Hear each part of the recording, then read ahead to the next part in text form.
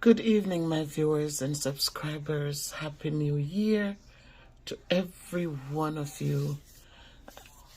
It's a brand new year, and tonight this is a must share. You need to watch this video to the end. It's not my video, it's a share from the star, and it is the sole property of Oliver Brown from the Jamaican Star. But this is something that has really touched me as an educator, because I consistently say that our children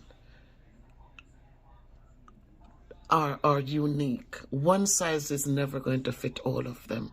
Some of them come in and they're going to be great with language arts and social studies and science and become athletes. But then there are others who all they need is a good foundation because they have other plans for their lives. I always said that, especially in the middle schools, children need an option of hands-on exposure. And tonight I saw the story. I watched it like 3 times because this is exactly what I'm talking about. This is exactly what I am talking about. And so as you watch tonight, I will in the end come back, but please watch to the end. And if you haven't subscribed to the channel as yet, please do so. And if you like the story about this young man, he's only 8 years old. Only 8 years old. And already, look at what he's doing. So let us have confidence in them. They're young, they're exploring, they're growing. They're trying to find themselves and what it is they are good at. And so I must share the story. So please, leave a comment and like the content, please. Here we go. I'm a builder that is always around here. Want to use a screw gun. Yeah, and sometimes he try to use a screw gun to screw up things and give him a try. And since he ever loved being around me, building bed, dresser, he has himself well, because I realize that most of the apprentices I get, they cannot use screw gun and screw up nothing like how he can. Sometimes I say I don't want him to be like a carpenter like me, because I'll do something, no? But I realize that he loves this type of work, and he making like to use jigsaw, cut board. He loves. Only thing I don't let he go on is the big machine, but the little hand tool left, he can use them. Do you have a favorite tool? Yes, What is your favorite tool? drill. The drill? Why? Cause I screw. Because of the screw? Yes. He made these silver box, so he want to sell them, you know. So he look like he want to be an entrepreneur. I hope that he continue to get change for what he's doing, because he can maybe be a great carpenter. Well, I'm 42 now. I'm really changed from there 15. Yeah, so starting out like doing woodwork, the rough carpenter, like farm, to look at the roofing. Yeah, so the good time with that children, yeah. So what was his first piece of frame? He make these, and he make these little chair, yeah. So just that, and he helped me around with the sun off furniture, and it'd be a good help to me, you know. How long does it take you to make something like this? Well, usually, let it not this alone, can take a day. How lucrative is this business? Is it profitable? Do you find a lot of people coming to you to make stuff for them? Yeah,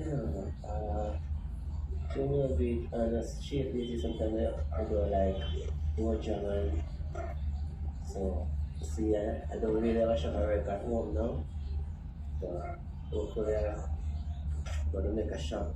The first time when you realized that he had an interest in the type of food that he eating, what was your reaction?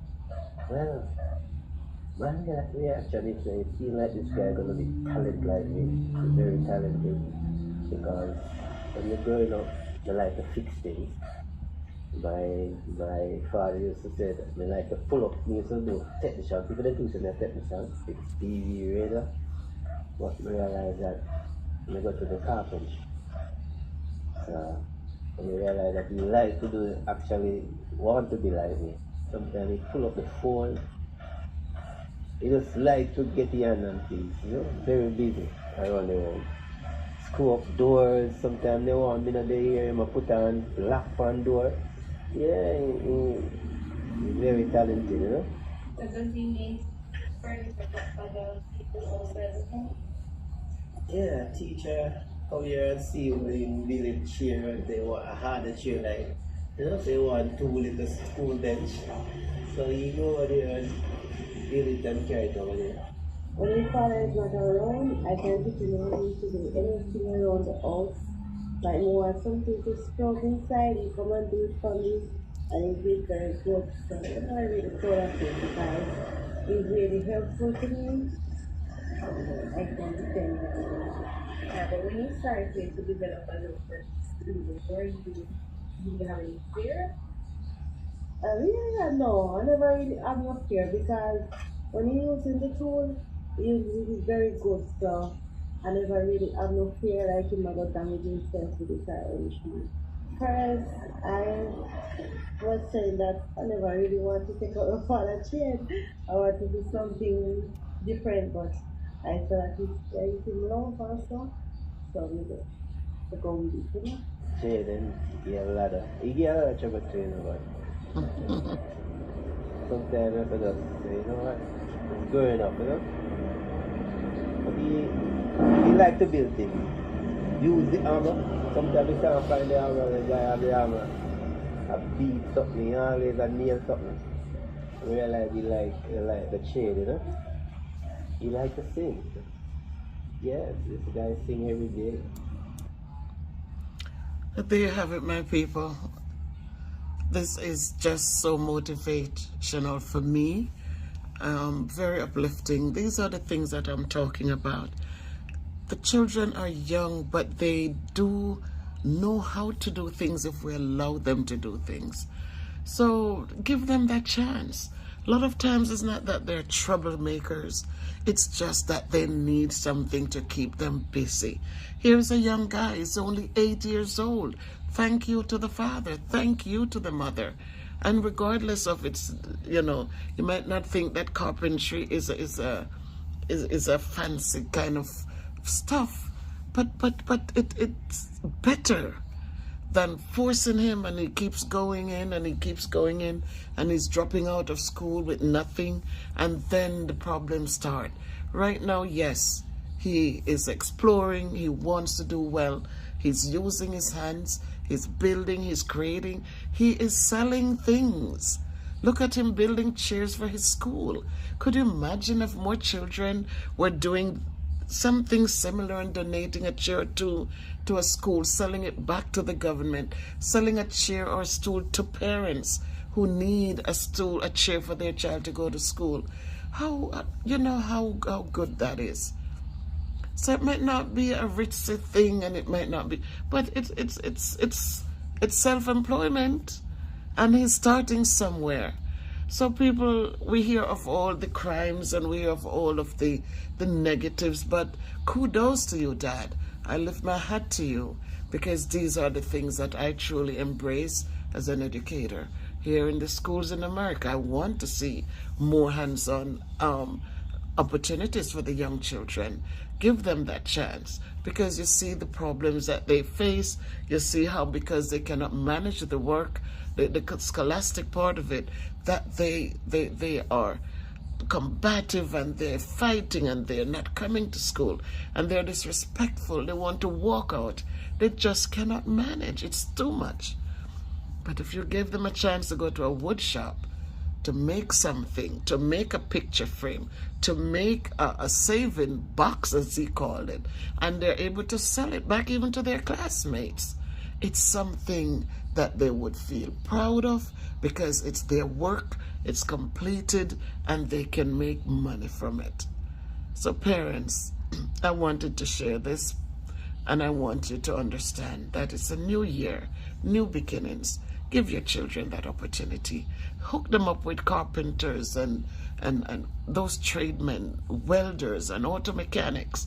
They might start out just washing a car or so, but soon they'll be able to know what a carburetor is, where the gears go, where what the bonnet looks like and what the engine looks like. And if they develop that love for it, then they will surely become the next one to take over. So if you can't be good, be careful, walk good, live good. Please expose your children to the trades that will keep the countries going. Good night.